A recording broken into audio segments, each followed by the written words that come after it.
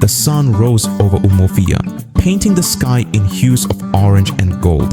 As the first light of dawn touched the earth, it brought with it a sense of renewal and hope. The village, nestled amidst lush greenery, began to stir, awakening to the promise of a new day. Birdsong filled the air, a musical symphony greeting the new day.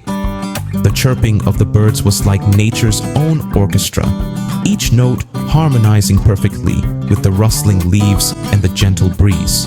It was a sound that signaled the start of daily life, a reminder of the interconnectedness of all living things. Women, their brightly patterned wrappers swaying in rhythm, walked gracefully to the stream, clay pots balanced upon their heads. Their movements were fluid, almost dance-like, as they chatted and laughed, their voices mingling with the sounds of nature. The stream was not just a source of water, but a place of gathering, where stories were shared and bonds were strengthened. Laughter echoed from the fields where men tilled the fertile soil, their voices blending with the chirping of crickets. The men worked with a sense of purpose, their hands skilled and strong, turning the earth to prepare it for planting. Farming was more than just a means of sustenance, it was a way of life, a tradition passed down through generations.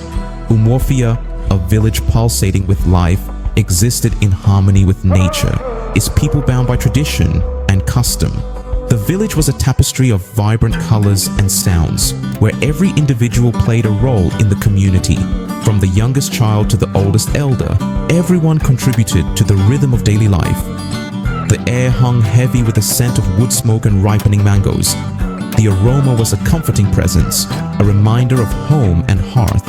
It mingled with the earthy scent of the soil and the fresh fragrance of the morning dew, creating a sensory experience that was uniquely Umuofia. Children chased each other through the dusty paths, their laughter echoing through the village. Their games were simple, yet filled with joy, a testament to the innocence and exuberance of youth. They played with sticks and stones, their imaginations transforming the ordinary into the extraordinary. Elders, their faces etched with wisdom, gathered under the shade of the ancient baobab tree, sharing stories and dispensing advice. The baobab tree was a symbol of strength and resilience, its roots deep and its branches wide. Under its canopy, the elders passed on the knowledge and traditions that had sustained the village for generations.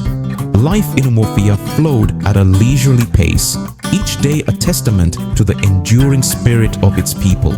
The villagers moved through their routines with a sense of purpose and contentment, their lives intertwined with the rhythms of nature. In Umuofia, time seemed to stand still, allowing its people to savor each moment and live in harmony with the world around them.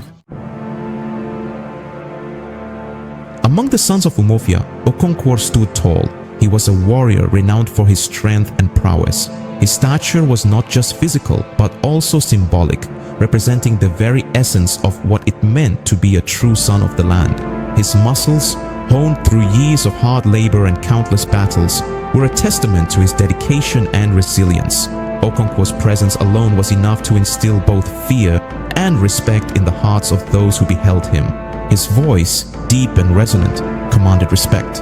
When Okonkwo spoke, the villagers listened, for his words carried the weight of experience and authority. He was not just a man of action, but also a man of words, capable of swaying the opinions of the masses with his eloquence. His speeches were often laced with wisdom, drawn from the rich tapestry of his life experiences and the traditions of his people. His eyes, sharp as an eagle's, missed nothing. They were the eyes of a man who had seen much and learned to read the subtle signs of the world around him, whether it was the shifting expressions of his fellow villagers or the slightest rustle in the underbrush. Okonkwo's keen observation skills were unparalleled.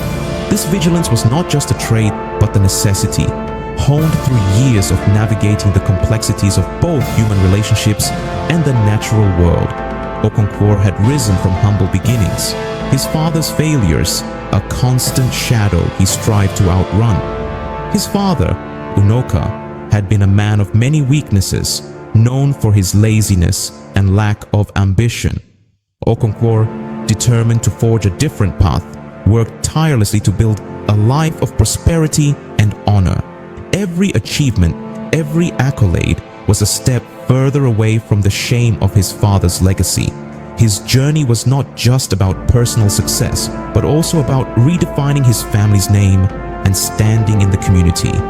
He had amassed wealth and numerous titles, becoming a symbol of ambition and success.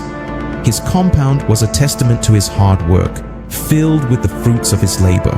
He had numerous children, each one a living proof of his virility and strength. Okonkwo's wealth was not just in material possessions, but also in the respect and admiration he garnered from his peers.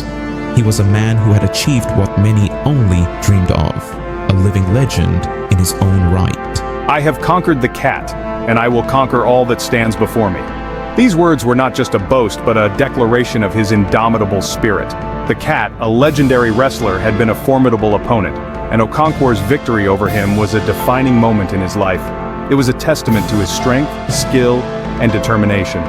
This victory was more than just a physical triumph. It was a symbol of his ability to overcome any obstacle that came his way.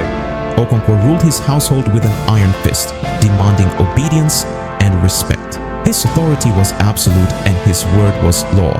He believed that a man must be firm and unyielding, that any sign of weakness would lead to chaos and disorder. His wives and children knew better than to question his decisions, for his wrath was swift and unforgiving.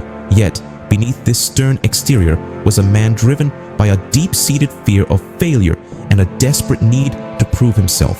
Fear and admiration followed him like shadows.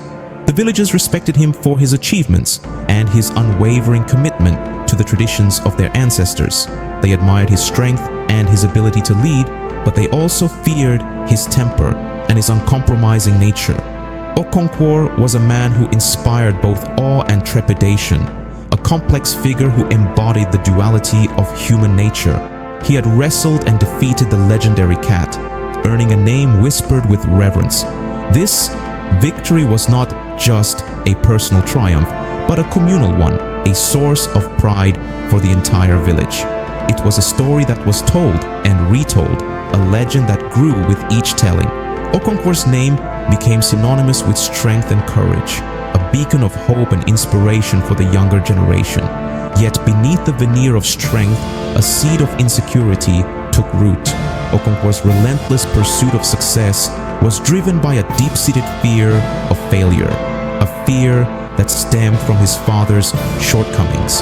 He was constantly haunted by the possibility of becoming like Unoka, of losing everything he had worked so hard to achieve. This fear was a double-edged sword, driving him to greater heights, but also causing him to push himself and those around him to the brink. Okonkwo, haunted by his father's legacy, equated masculinity with unwavering strength, mistaking pride for true greatness. He believed that to be a man, one must be strong, unyielding, and devoid of emotion. This belief shaped his actions and his relationships, often leading to conflicts and misunderstandings. Okonkwo's journey was one of constant struggle, not just against external challenges, but also against the internal demons that plagued him.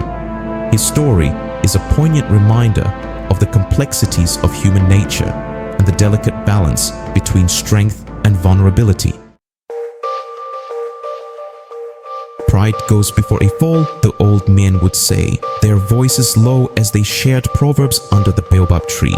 The kola nut falls not far from its tree, they cautioned, warning against repeating the mistakes of the past. But Okonkwo, blinded by his ambition, paid little heed to their wisdom. He saw himself as a master of his fate, his will an unyielding force. Those who walk with their noses in the air often trip over what lies at their feet. Her words, laden with ancient wisdom, seemed to dissipate into the wind, their meaning lost on the proud Okonkwo. He dismissed their cautionary tales as the ramblings of old age, his heart growing increasingly hardened by the seductive allure of pride. One evening, as the sky blazed with the colors of the setting sun, the horizon painted in hues of orange, pink, and purple. The village came alive with the sounds of laughter and chatter. The villagers gathered around the storyteller, their faces illuminated by the flickering light of the fire. Children sat cross-legged at the front, their eyes wide with anticipation, while the elders leaned in, eager to hear the wisdom of the past. His voice, rich and melodic, wove tales of gods and mortals, animals and ancestors. Each word he spoke seemed to dance in the air, captivating his audience and transporting them to a world where anything was possible. Tonight, he spoke of the tortoise and the eagle, a story passed down through generations, a cautionary tale about the dangers of pride. The fire crackled and popped, adding a sense of drama to his words. The tortoise, envious of the eagle's ability to soar through the sky, often watched the majestic bird with longing eyes. He dreamed of feeling the wind beneath his shell and seeing the world from above. One day, he approached the eagle, his voice filled with a mix of admiration and desperation. "Please, mighty eagle," he pleaded, "take me on a flight. Let me experience the freedom of the skies just once." The eagle, initially hesitant, agreed, warning the tortoise to hold on tight. "I will take you, but you must promise to hold on and not let go, no matter what," the eagle cautioned. Up they soared, the wind whipping through their feathers. The tortoise clung tightly to the eagle's back, his heart pounding with excitement and fear. The world below became a blur of colors and shapes as they ascended higher and higher. Blinded by pride, the tortoise boasted loudly, "Look at me, I fly with the eagles." His voice echoed through the sky, filled with arrogance and self-importance. In his moment of triumph, he forgot the eagle's warning. His grip loosened and he plummeted to the earth below, his shell shattered by his own vanity. The once proud tortoise lay broken and humbled, a stark reminder of the consequences of pride. The villagers, having heard the tale, nodded in understanding. The wise elder spoke to the children, "Beware the allure of pride, for it often leads to a mighty fall. Remember, true greatness comes from humility and knowing one's place in the world." The children listened intently, their young minds absorbing the lesson. The firelight danced in their eyes, reflecting the wisdom of the ages. They knew that this story, like many others, held a truth that would guide them throughout their lives. As the night deepened and the stars filled the sky, the villagers began to disperse, each carrying with them the weight of the story. The village quieted down, the sounds of the night taking over, and the lesson of the tortoise and the eagle lingered in the air, a timeless reminder of the perils of pride. If you enjoyed this tale, don't forget to follow our channel, subscribe, like, and share this video with your friends. Join us for more stories that inspire and teach valuable lessons.